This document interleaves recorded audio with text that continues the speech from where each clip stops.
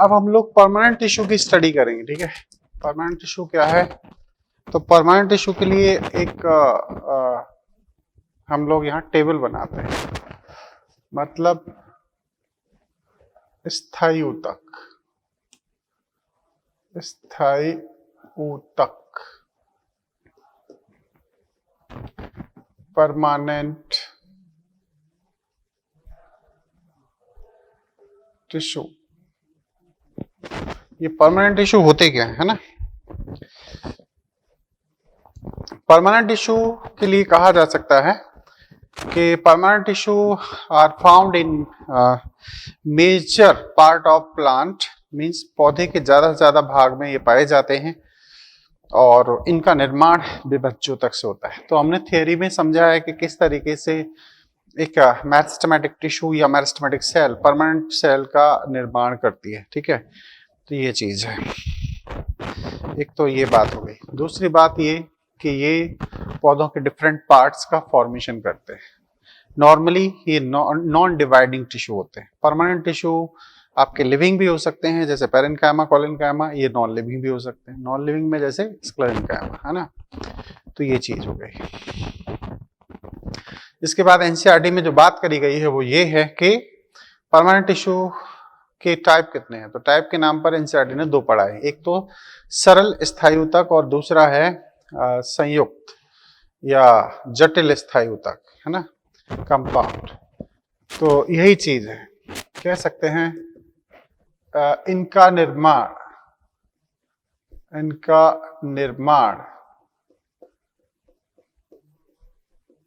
विभज्योतक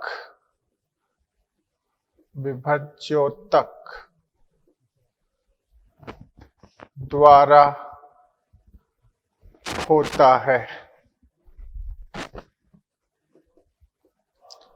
होता है, क्लियर। इनका निर्माण विभज्योतक के द्वारा होता है। कहा जाता है कि 50% विभज्योतक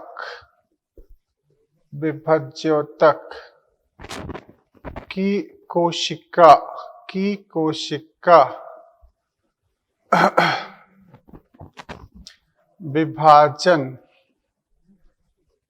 विभाजन की क्षमता खो देती हैं तथा G0 अवस्था में उपस्थित रहकर स्थायी ऊतक बनाती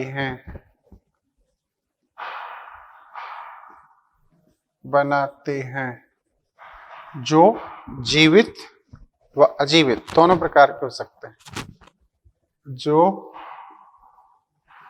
जीवित एवं अजीवित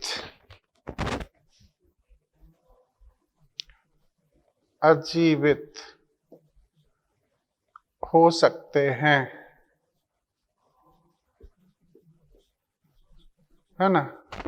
आगे कहा जाता है कि जो बची हुई 50% कोशिकाएं हैं वो अपनी विभाजन की प्रक्रिया को बनाए रखती है ना। इसे समझने का तरीका ये है कि जैसे एक मेरिस्टेमेटिक सेल है, ठीक है, ये एक मेरिस्टेम है।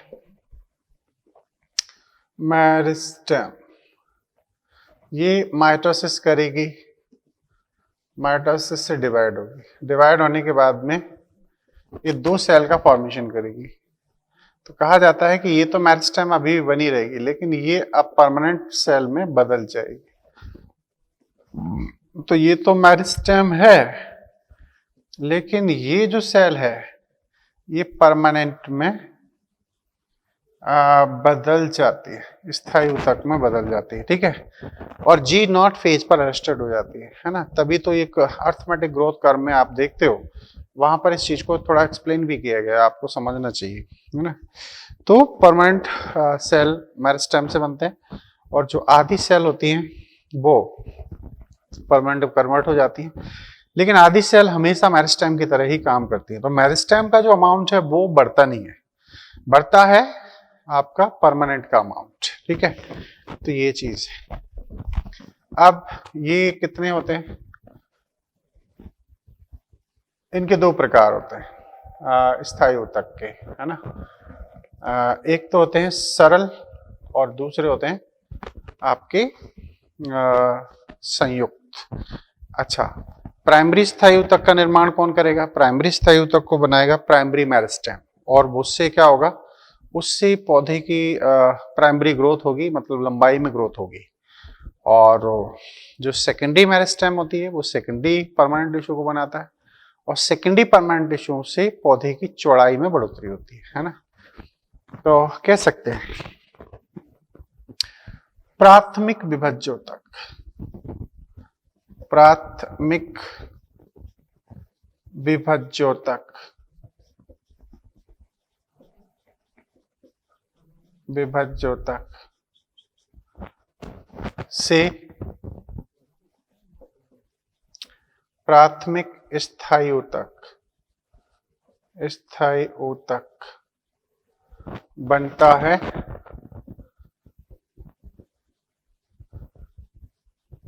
जो लंबाई में वृद्धि कराता है।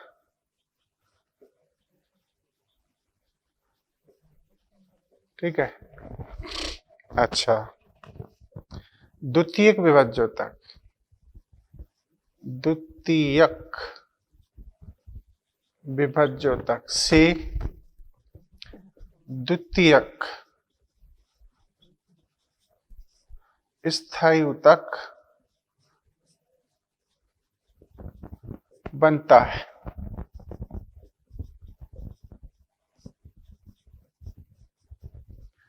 जिससे चौड़ाई में बढ़ोतरी होती है, में बढ़ोतरी होती है,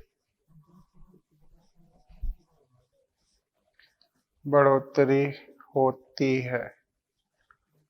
ठीक है, चौड़ाई में बढ़ोतरी होती है।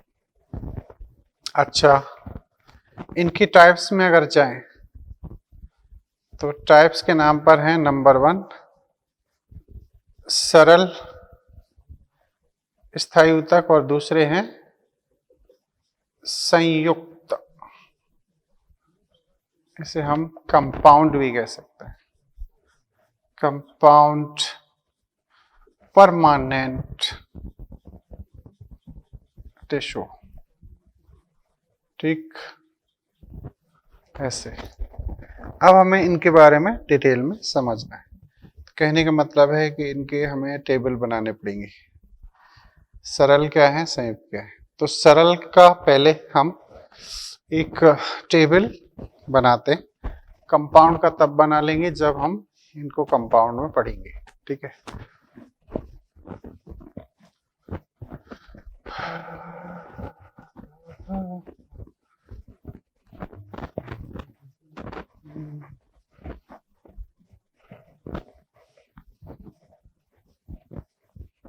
ये टेबल इंग्लिश में बना लेते हैं।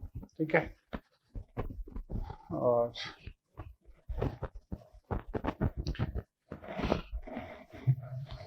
स्थायी ऊतक,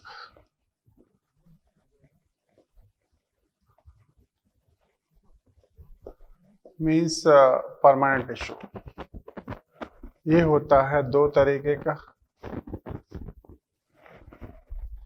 एक तो है सरल स्थायी ऊतक, मतलब सिंपल परमानेंट टिश्यू, ये होते हैं।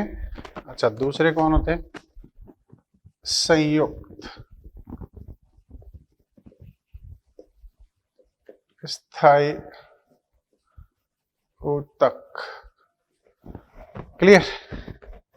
सरल जो स्थायी होते हैं वो होमोजीनस होते हैं, होमोजीनस जीनस, होमोजीनस का मतलब है, होमोजीनस का मतलब होता है कि ये जो सरल होते हैं ये एक ही प्रकार की सेल से बने होते हैं, और ये होते हैं हेटेरोजीनस, है ना, एक से अधिक कोशिकाओं से बने हुए, एक से अधिक कोशिका युक्त, कोशिका युक्त, ठीक, और ये हैं एक ही प्रकार की कोशिका से बने हुए, एक ही प्रकार की कोशिका युक्त, क्लियर। ये अब जो सरल हैं वो 3 भागों में बटे होते हैं, कौन कौन देखें। सबसे पहला होगा पैरेन्काइमा, मृदुतक, पैरेन्काइमा मृदुतक, ये मृदुतक हमको जो एनसीईआरटी की डिमांड है उसके बेसिस पर देखें तो हमें 3 पैरेन्काइमा की रिक्वायरमेंट यहाँ है। पहला है इसका पार्ट क्लोरेन्काइमा, क्लोरेन्काइमा हरित मृदुतक, कौन से, हरित मृदुतक, हरित मृदुतक, और ये पौधे के सभी हरे भागों में पाए जाते हैं, इनके जरिए फोटोसिंथेसिस होती है और प्रकाश संश्लेषण द्वारा भोजन बनता है ना। मतलब ये मीजोफिल सेल, पर्ण मध्योतक सेल, जहां पर क्लोरोफिल होता है।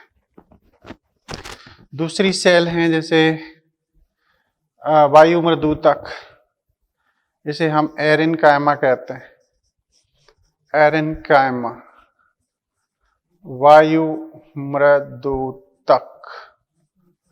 अच्छा, इनमें एयर भरी रहती है। एक प्रोजेनकाइमा होते हैं जो लंबे होते हैं, एक की जरूरत है आइडियोब्लास्ट, आइडियोब्लास्ट, आइडियोब्लास्ट को आइडियोब्लास्ट ही कहेंगे, आइडियोब्लास्ट। इसका मतलब होता है कि ये क्या कर रहा है, जब कोई पैरेन्काइमा उत्सर्जी पदार्थों का संग्रह करता है तो इसे हम आइडियोब्लास्ट कहते हैं, है ना। जैसे रेजिन, टैनिन, गाम, ग्लूकोसाइड, एल्कलॉइड्स, ज्यादातर जो जाइलम के पैरेन्काइमा होते हैं वो ऐसा काम करते हैं, है ना। कह सकते हैं इनमें उत्सर्जी पदार्थ, उत्सर्जी पदार्थ, रेजिन, टैनिन आदि बनते, आदि संग्रहित होते हैं, संग्रहित होते हैं, ठीक, ऐसे। तो ये हो गई। अब आते हैं हम नेक्स्ट, वो है कॉलिनकाइमा। सेकेंड इज कॉलिनकाइमा, स्थूल कोणों तक ऐसा कुछ है।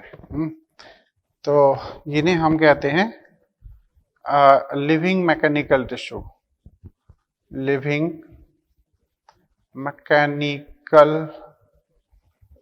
टिश्यू, ठीक। ये 3 तरीके के, एक हैं आपके एंगुलर, एंगुलर कॉलिनकाइमा, एग्जाम्पल आलू तथा टमाटर का तना, ठीक। ये इसके बाद में है अगला ट्यूबुलर, क्या ट्यूबुलर कॉलिनकाइमा,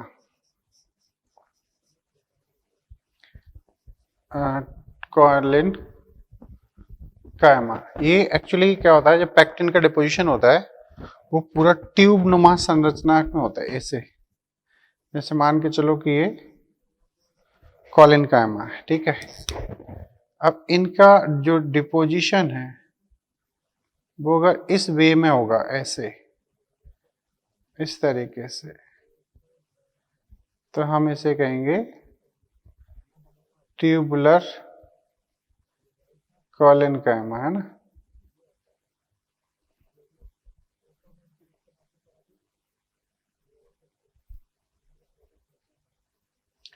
कुछ इस तरीके से।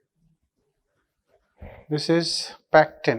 क्या है ये पैक्टिन का जमा हुआ। पैक्टिन अगर यहाँ ट्यूब के फॉर्म में पूरी सपोर्ट को देगी, यानी कि ये टिश्यू ज्यादा मजबूत अपने आप को दर्शाएगा। तो इसकी प्रेजेंस है। एग्जाम्पल, खीरा कुकुरबिटेसी का तना, इसमें ये पाया जाएगा। अब अगला है लेमिलर, मतलब प्लेट कॉलिनकाइमा, प्लेट कॉलिनकाइमा, ठीक है। इसमें प्लेट के फॉर्म में डिपोजिशन होगा। ये कहाँ है, सनफ्लावर का तना, तो सूरजमुखी का तना, सूरजमुखी का तना, ठीक है, इसमें ये पाया जाता है। तो ये तीन इसके टाइप। अब आते हैं फिर से, वो टाइप है आपका उसका द्रणुतक, यानी कि स्क्लेरेनकाइमा, ठीक है, स्क्लेरेनकाइमा।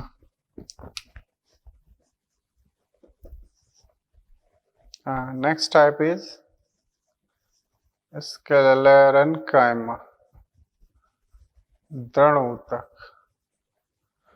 द्रणोतक।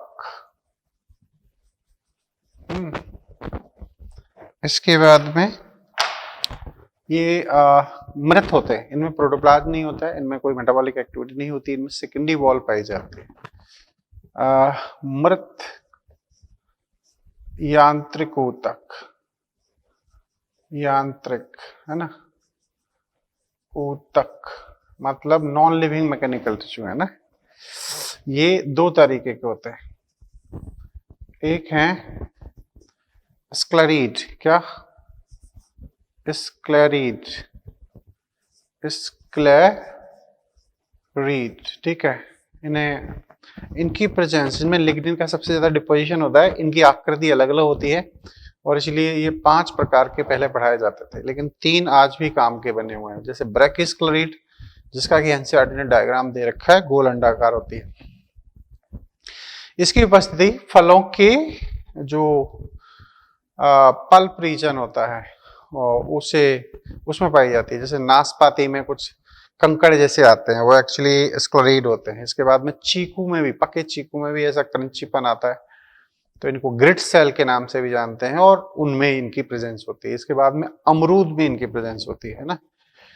ये हार्डनेस प्रोवाइड करती है। तो कह सकते हैं सबसे पहला ब्रैकिस्क्लेरीड, ब्रैकिस्क्लेरीड, है ना। ये पाई जाएंगी कहाँ, आपके गोल अंडाकार। दूसरी होती है मैक्रोस्क्लेरीड, ठीक। तीसरी है एस्ट्रोस्क्लेरीड, एस्ट्रोस्क्लेरीड। तो ये कम से कम 3 हम एक बार समझ लेते हैं। अब इसके बाद में है स्क्लेरेनकाइमा फाइबर, स्क्लेरेनकाइमा फाइबर, तंतु। ये 2 तरीके के होते हैं। एक है इंट्राजाइलरी, ये जाइलम के अंदर, और दूसरे जाइलम के बाहर, इंट्राजाइलरी। अंतःजालम तंतु, क्या अंतःजालम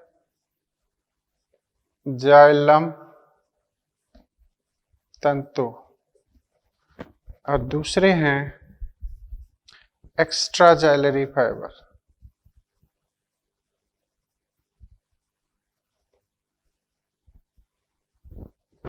बाह्य जाइलम तंतु, बाह्य जाइलम तंतु।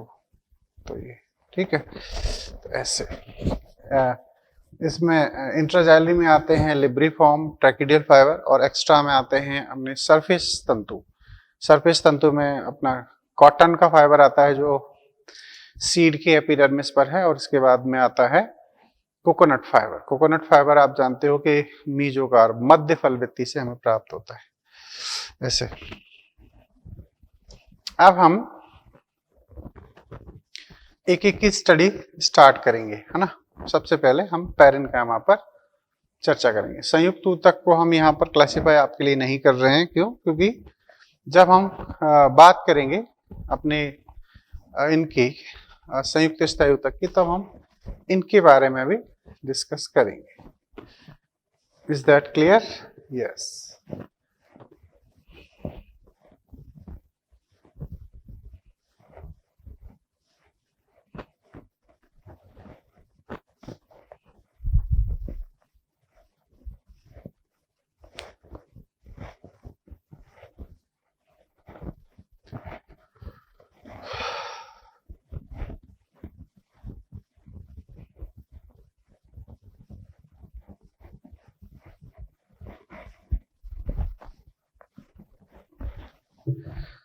तो नेक्स्ट हेडिंग अब हम पढ़ने जा रहे हैं simple permanent tissue. Simple permanent tissue 3 तरीके का बना हुआ है ना। तो सिंपल परमानेंट टिश्यू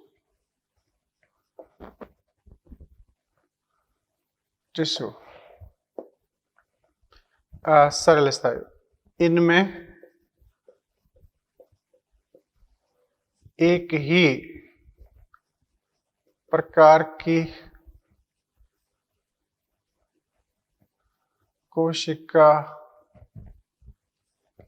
हैं या होती हैं। क्लियर? अब इनके जो टाइप हैं वो हैं ये सब में पाए जाते हैं। सिंपल परमानेंट टिश्यू आपके लोअर प्लांट, हायर प्लांट दोनों में पाए जाते हैं, है ना। एल्गी से लेकर एल्गी, ब्रायोफाइट, रेडोफाइट सब में। यह जीवित हो सकते हैं। तो जीवित कौन है? आपके पैरेन्काइमा, कोलिन्काइमा जीवित हैं, स्क्लेन्काइमा अजीवित है। तो इनके टाइप्स क्या हैं? टाइप्स के नाम पर है, पहला पैरेन्काइमा,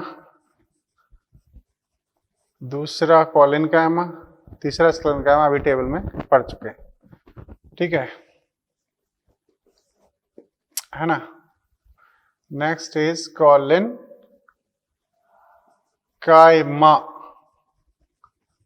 ठीक है। और तीसरा कौन सा है? स्क्लेरनकाइमा। तो अब हम पहली हेडिंग जोड़ेंगे यहां पर, वो होगी पैरेन्काइमा। पैरेन्काइमा का मतलब है मृदुतक, मृदुतक, ऐसे। यह है सर्वव्यापी,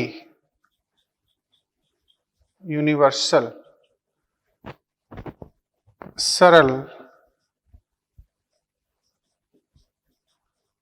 स्थायी ऊतक है।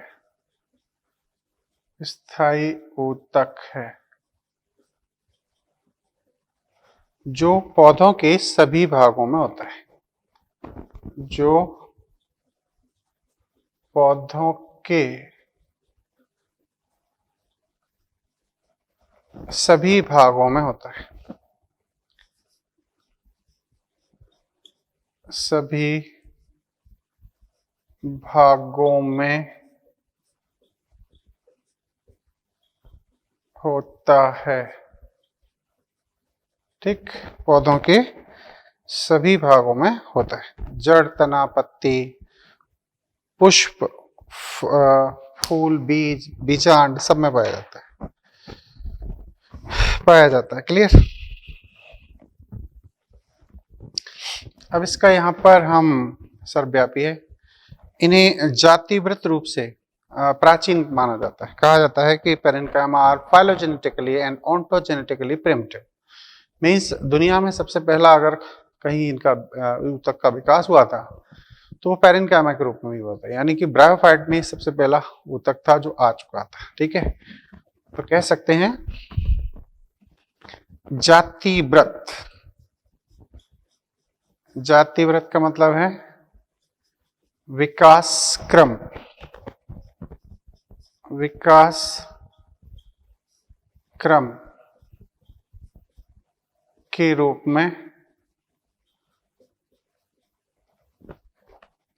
में इन्हें प्राचीनतम माना जाता है। प्राचीनतम मानते हैं, प्रिमिटिव मानते हैं। ठीक है, ये बात होगी।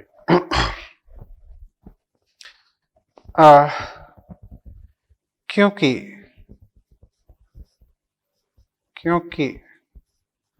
इनकी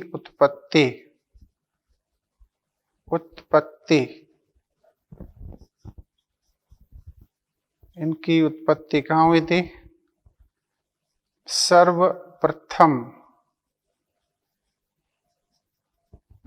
इनकी उत्पत्ति सर्वप्रथम ब्रायोफाइट्स में हुई थी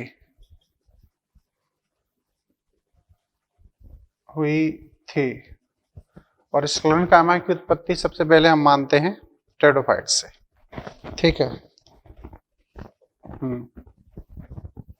जबकि स्क्लेरेन्काइमा टेरिडोफाइट से विकसित हुए थे, जबकि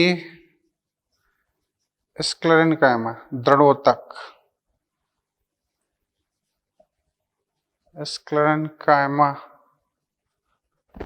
टेरिडोफाइट में विकसित हुए थे। टेरिडोफाइट्स में विकसित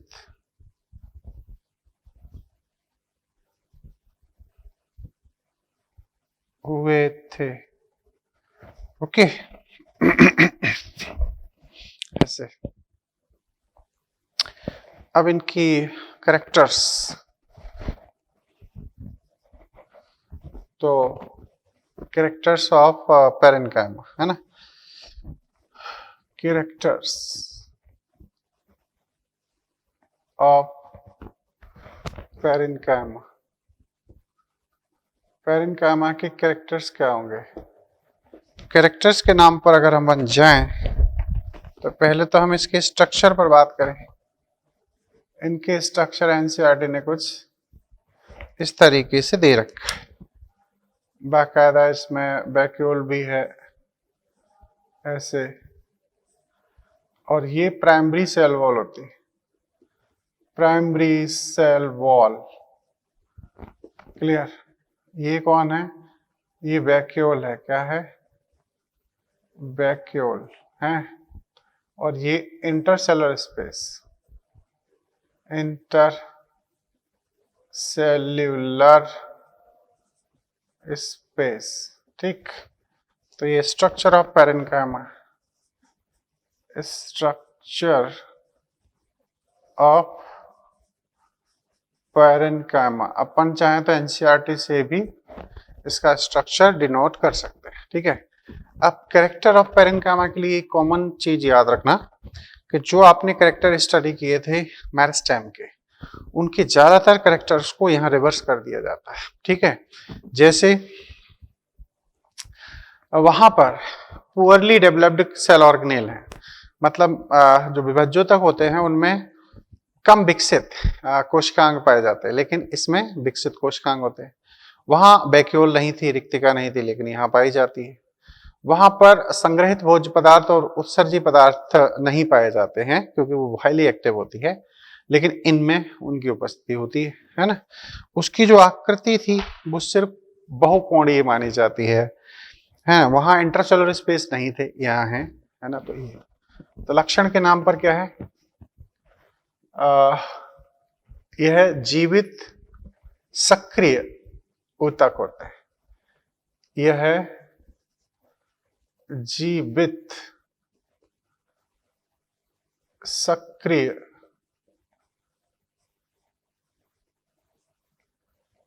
उपापचय सक्रिय मृदु ऊतक होते हैं, ऊतक है, ठीक है। प्राथमिक कोशिका भित्ति से आवृत, प्राथमिक कोशिका भित्ति से आवृत, ठीक। अंतरकोश की अवकाश युक्त, अंतरकोश की हो सकते हैं और नहीं भी हो सकते हैं, ऐसा नहीं है। अंतरकोश की अवकाश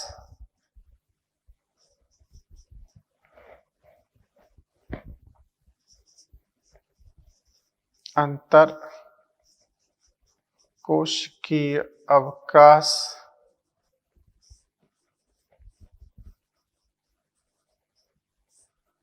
उपस्थित, ठीक है।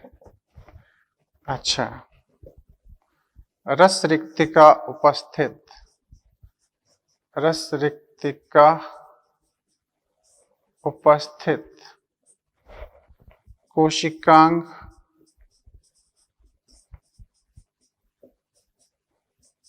विकसित, ठीक। संग्रहित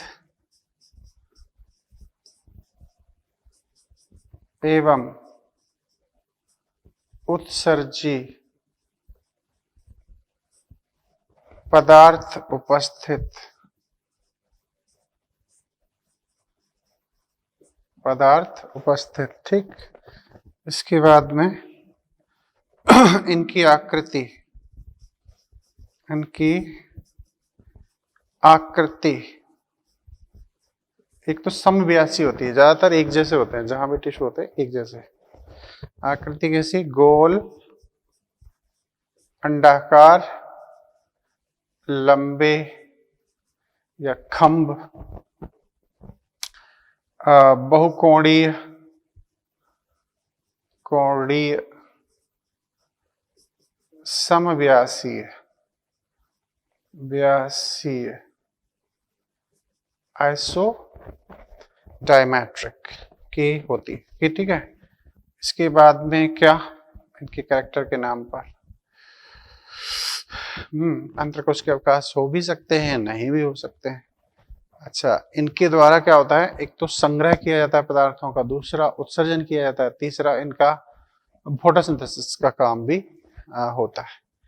तो ये कुछ इनके कैरेक्टर्स, क्लियर।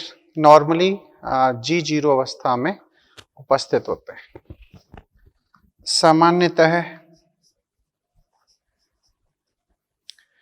G0 अवस्था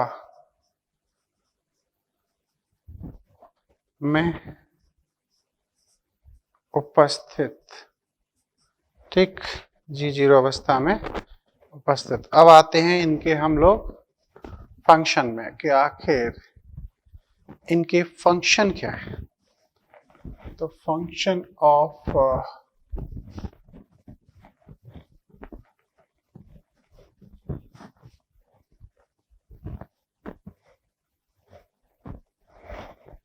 पैरेन्काइमा, ठीक है, मृदूतक के कार्य,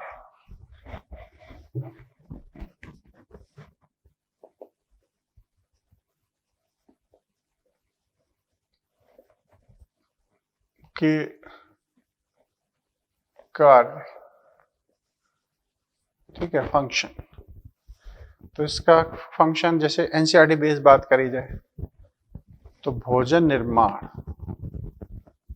भोजन निर्माण,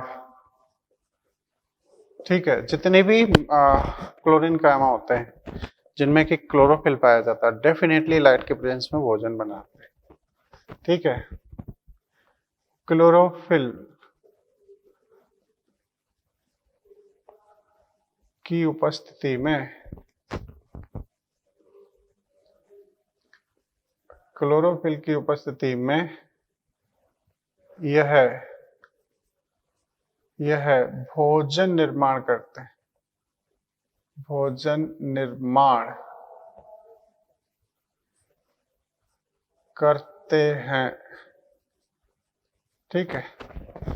अच्छा, इनके द्वारा क्या होता है अगला काम कि उत्सर्जन या स्त्रावण, स्त्रावण, ठीक है, सिक्रीशन।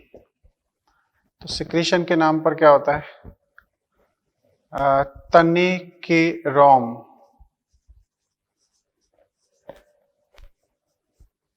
तने के रोम, ठीक है, जैसे ट्राइकॉम्स होते हैं, विभिन्न पदार्थों का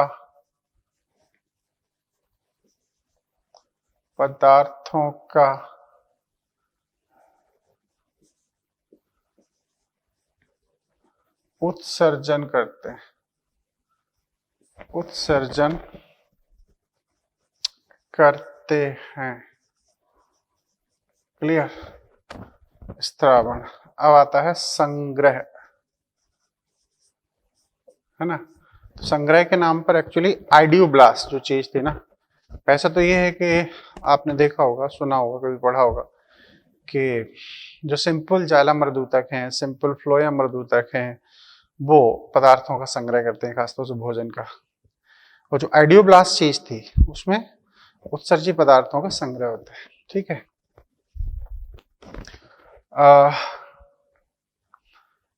इनमें जल खनिज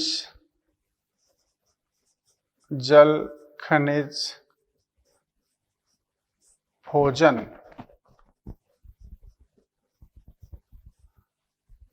आदि का संग्रह होता है। अब आइडियोब्लास्ट किन कंडीशनों में कहते हैं, लेकिन जब यह उत्सर्जी पदार्थ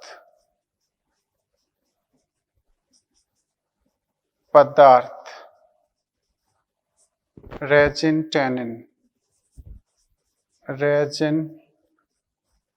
टैनिन, म्यूसिलेज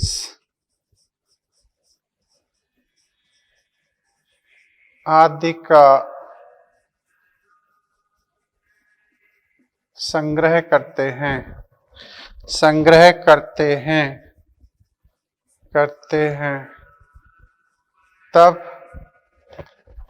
तब संग्रह का काम करते हैं ना, तब इन्हें क्या कहते हो,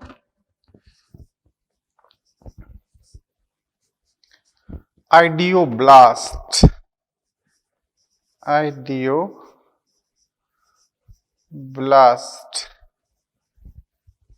कहा जाता है, ठीक है। तो ये मतलब 3 एनसीईआरटी ने फंक्शन इसके दिए, तो ये हो गए। अब है प्रोटेक्शन, सुरक्षा। सुरक्षा कौन कराएगा, एपिडर्मिस प्लांट की आउटरमोस्ट प्रोटेक्टिव लेयर मानी जाती है ना। तो कहा तो यहां तक जाता है कि जो जीरोफिटिक प्लांट होते हैं उनमें एपिडर्मिस के बाहर एक मोटी क्यूटिकल पाई जाती है, थिक क्यूटिकल। ये थिक क्यूटिकल शब्द यूज किया है एनसीईआरटी ने उसमें जिम्नोस्पर्म में। तो कहा जाता है कि needles of pinus have thick cuticle and sunken stomata, है ना। Means gymnosperm are xerophytic plants, है ना। तो कहा जाता है कि जीरोफिटिक प्लांट की एपिडर्मिस की बाहरी सतह पर मोटी क्यूटिकल होती है और मोटी क्यूटिकल होने पर एक्चुअली ये जीरोफिटिक कैरेक्टर को दर्शाते हैं और आंतरिक भागों की रक्षा करते हैं और अतिरिक्त जलवाष्पन को भी रोकते हैं, ठीक है। तो कह सकते हैं एपिडर्मिस आंतरिक भागों की रक्षा करती है, आंतरिक भागों की रक्षा करता है तथा क्यूटिकल की परत होने पर, क्यूटिकल की परत होने पर अतिरिक्त जलवाष्पन को भी रोकता है।